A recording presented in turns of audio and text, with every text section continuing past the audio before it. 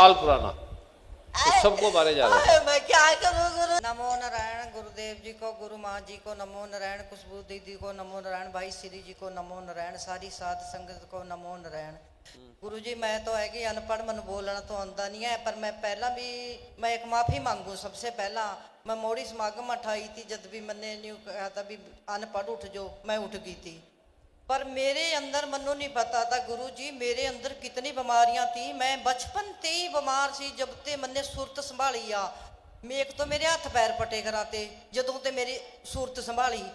मैं हथ पैर मैनू ये नहीं, मैनू आज इतना अपने हथ पैरों पर वह आंदा भी मैं जिक्र में पटे कराते उसी दिन उसी तरह चीरे आए का ठीक होए आ, उसी तरह ठीक हो गए मेरे हथ पैर चीरे आए का ठीक।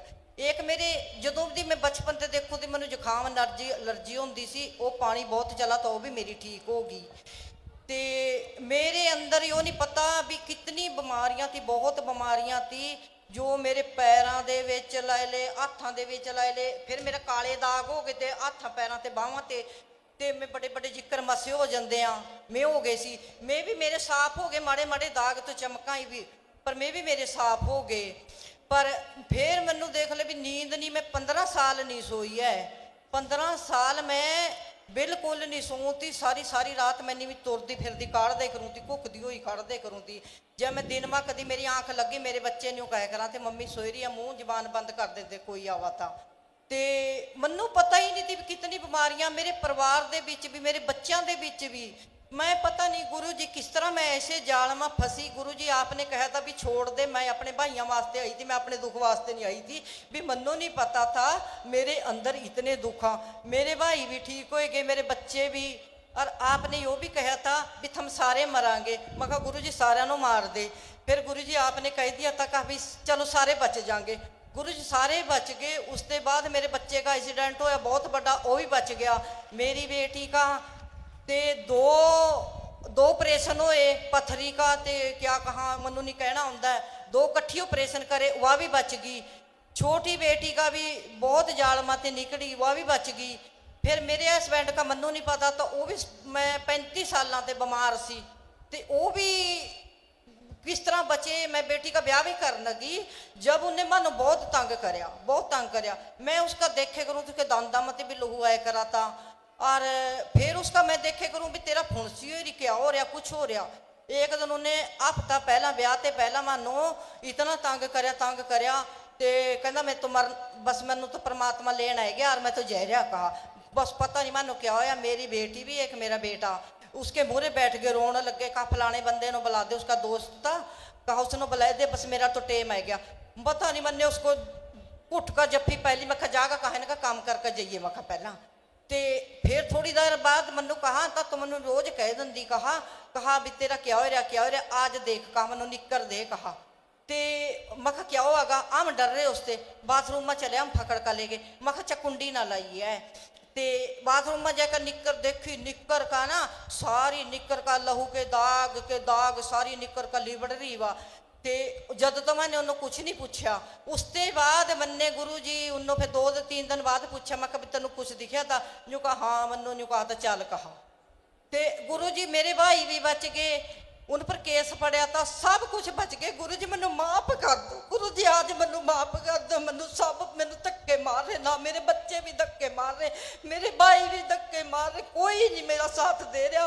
पर मैं गुरु जी आप नहीं छोड़ती। गुरु जी मैनू माफ कर दो। मैंने आपने कहा था सारे छोड़ दे, पर मैंने न्यू कहा था भी जब तू सारे बचा ले सारे मार दे। गुरु जी बस मैनू माफ कर दो, आज मैनू माफ कर दो, मैं माफी मांग रही। गुरु जी रोग तो बहुत थे जो भी मैं अद्धे नहीं बताए, मैं तो बस एक थोड़ी सी उसमें बताई दिए मैंने इतनी कमा, बहुत ज्यादा सी जो भी। मेरे भाई भी बच गए, सब कोई बच गया। आज मैंने माफ कर दो गुरु जी, गुरु जी मुझे माफ कर दो, मुझे माफ कर दो गुरु जी, पीछे चले जाओ, दे दो इसको बाइक।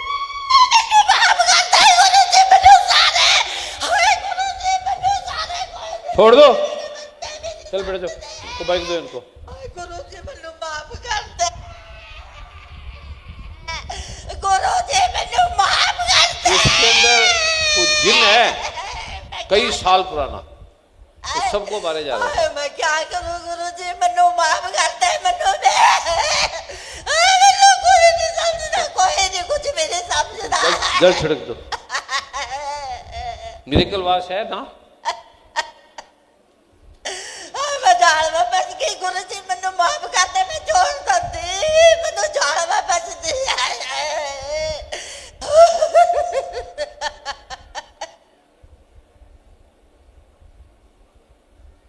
छिड़क दो, बस अभी चला गया, जिन उड़ गया, जाते ही नहीं।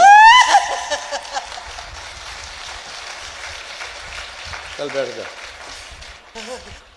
बैठ जाओ, अब नहीं आएगा, भाग जा, भाग के जाओ, दौड़ के जाओ, भाग जाओ, छोड़ दे इसको, छोड़ दे। चल बोलो जय मां दुर्गा, जय मां दुर्गा। ओम नमः शिवाय। ओम नमः शिवाय। सतगुरु नानक देव जी की जय। सतगुरु जय।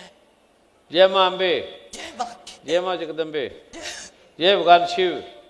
आपकी सदैव जय हो, आपकी सदैव जय हो। चल बैठ जाओ, तू तो बोल बेटे, छोड़ दो इसको, छोड़ दो, चले जाओ, छोड़ के जाओ इसको, छोड़ दो इसको, फिर तेरा जन्म नहीं होगा दोबारे। चल जाओ, चले जा, छोड़ के चला जाए इसको।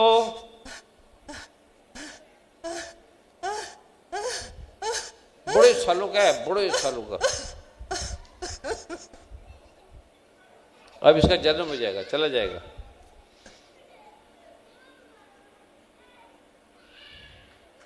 मुंह में भी डाल दो।